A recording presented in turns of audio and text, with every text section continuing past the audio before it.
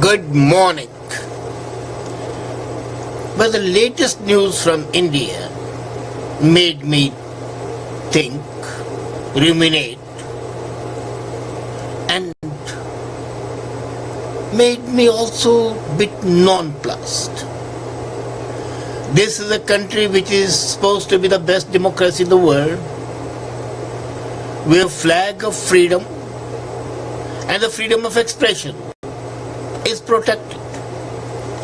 And the best protective agency, as we always say, is judiciary. The Supreme Court of India has a record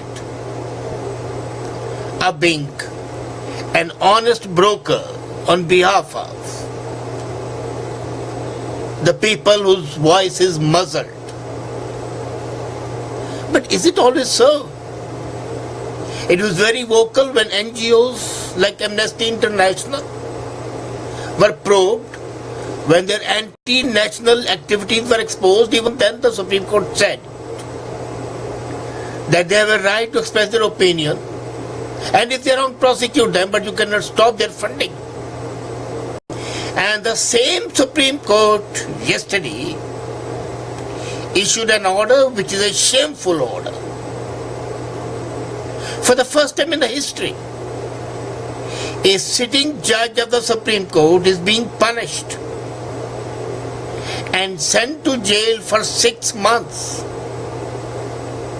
And his fault that he protested against his transfer from Calcutta to Madras, and then released the name of 20 judges who are dishonest and corrupt, and wanted an inquiry into that. Justice Karnan of the Calcutta High Court, 61-year-old, was a sitting confirmed permanent judge with a history of being honest, corruption-free judge who would not listen to anything but to the facts and take a decision. The Supreme Court, in its wisdom, decided to transfer him from Calcutta to Madras. Supreme Court is not the appointing authority. The appointing authority is the President of India. And the transfer should have been made by the President of India, not by the Supreme Court. So ipso facto, the action of the Supreme Court was wrong. Let's accept it as correct, for the argument's sake. But when he protested, that was no crime. And he raised a very valid point. He said that he is being punished because he is a Dalit. Now, right or wrong, that calls for a real investigation, rather than being called a mental case by the Supreme Court judges. The Supreme Court called him a lunatic, a madman, and ordered him not to work. It ordered the Director General of the Police to arrest him. And then the comedy starts, the comedy that in fact is a tragedy of the murder of freedom and democracy. A war started between the Supreme Court and Justice Karnan, each blaming the other, and the real fact that Justice Karnan had in fact released the name of the 20 corrupt judges, and the Supreme Court, which poses to be a guardian of honesty, did not take any action. He requested the Prime Minister Modi to start an investigation, but the Supreme Court stonewalled that effort. The Supreme Court is thinking to itself that it's a God on which there is no restriction. It's a body that can trample all the constitution realities. It is an organization that is a combination of the Supreme Court, the President, the Chief of Army Staff. In fact, the divine authority to do what it thinks proper. Justice Kehar's action yesterday, along with his brother judges, in sentences Justice Kernan to 6 months of jail for demanding a probe into the corruption of 20 judges, is a black spot on the Indian judiciary. And as Shakespeare would have said it, to paraphrase him, not all the waters of the Indian Ocean shall wash it away. But the injury was further enhanced. The injury is added to the insult. The Supreme Court also put a gag order, a restraining order on all the media, that no media shall report it, no television shall discuss it, no discussion shall take place on this blatantly partial order of the Supreme Court. Can you ever imagine in any democratic country that the action of the Supreme Court is not subject to discussion in the media? And we call media the fourth estate, the custodian of the freedom and everything. And then what happens? One organization which protects freedom is stopping another group which is supposed to protect freedom from doing so. This order, gagging the press, gagging the media, stifling the discussion, is reminiscent of emergency. Is it acceptable? Is it desirable? The answer to both the questions would be definitely not. And I'm amazed that not a single press has come out with any statement or any opinion objecting to the Supreme Court's order. I remember way back in 1975 when the emergency was declared, Indian Express had come out with a front page opinion and all blackened out, saying as a mark of protest they don't print anything. At least a protest was there. But this time there is nothing. The Parliament is just deaf and mute. And I'm also amazed that the Prime Minister has not made a comment on that.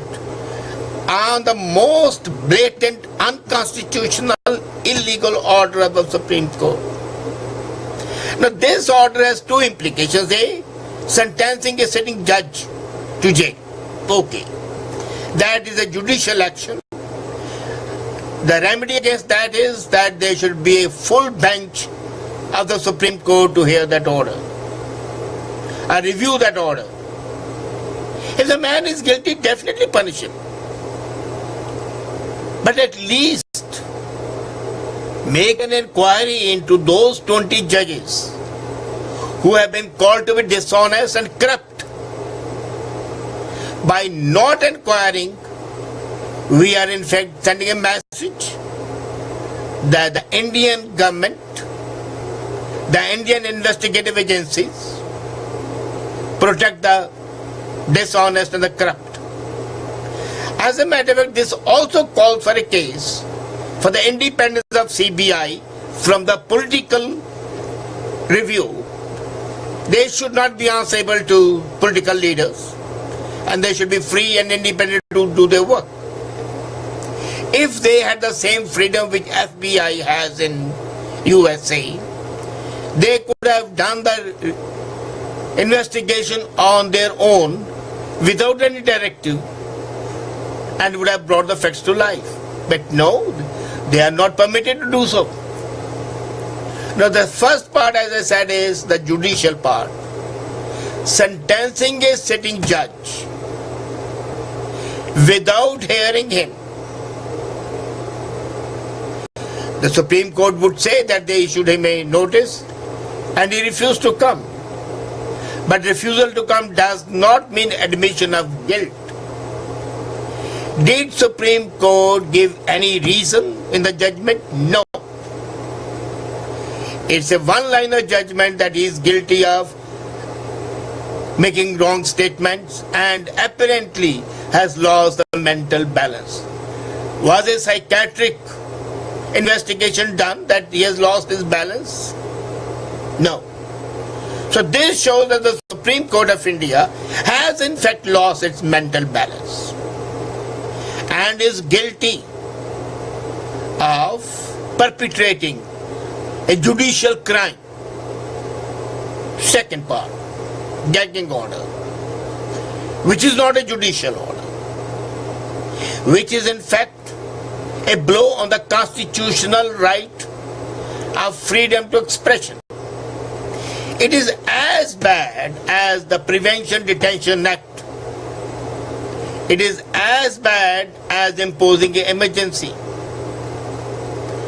When the press is banned,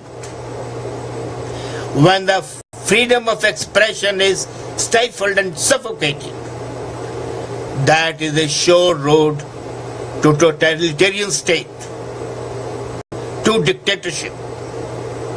Supreme Court seems to be acting on that old dictum, na appeal, na vakil, na dalil. There is no appeal against this order because it is the highest court. There is no dalil, there is no argument, and there can be no advocate for that. The only advocate in this case could have been press, which could have created a certain opinion. At least the various aspects of the judgment could have been discussed, and people would have known that in case Justice Karnan is guilty, then the punishment is absolutely justified. But suppose let's say he's guilty. Do we imprison guilty people? We do. But do we imprison mentally sick people? I think we send them to psychiatric wards in the hospital. We send them to lunatic asylums for cure. We treat them. All over the world, all over the civilized world, losing mental balance is a case of mental health issue. It's not a crime. As a matter of fact, Supreme Court of India, by sentencing Justice Karnan for losing the mental balance, has gone back to the 17th century when being mad was considered to be a crime. And a man was pelted with stones. Not today. Today we pity the mentally sick people. They need more care and more affection. They need more compassion. They need care. They need medical treatment. They don't need jail. This shows that the Supreme Court has an intent to protect the dishonest, the guilty and corrupt. And shall I say, this also shows that maybe the facts and the allegations of Justice Karnan are correct, and the Supreme Court party to that corruption, and to hide its partiality to that aspect of protecting the guilty, it has undertaken this action not only in sentencing Justice Karnan, but also in issuing a gag order that no press, no media shall either report it or discuss it. And now my question to the so-called liberal intellectuals: why have they gone quiet? Why is it that there is no protest from even a single writer, from a single exponent of freedom of expression, from a single agency, from a single NGO, from a single parliamentarian. All of them have entered into a criminal conspiracy to promote corruption, to ensure that any whistleblower who comes out to reveal the facts shall be crushed and annihilated. No such protest will be permitted which can show the open source, the open wound of this society. This is a society which shall continue to be corrupt, and the highest organ of judiciary, supposed to be a paragon of virtue, shall be the protector of corruption and dishonesty, to the extent that they will not hesitate of going back to the Middle Ages, of not only jailing an allegedly mental patient, and allegedly because there is no proof, but also in gagging the conscience of the nation. Do I hope that the Indians would always behave like dumb, driven cattle and accept the dictums and the dictates as divine injunctions?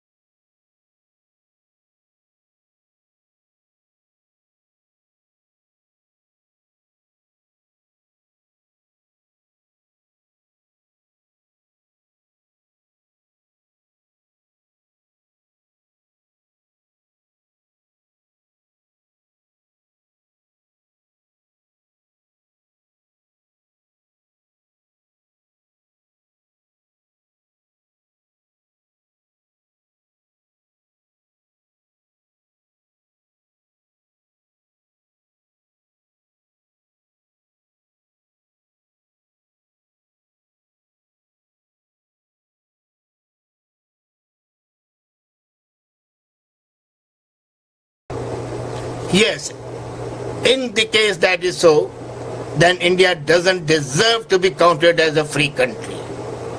It is still suffering from slavish mentality. It is still living in the dark ages. And I don't see any hope until and unless there are concerted protests. Think about it, friends. Thank you.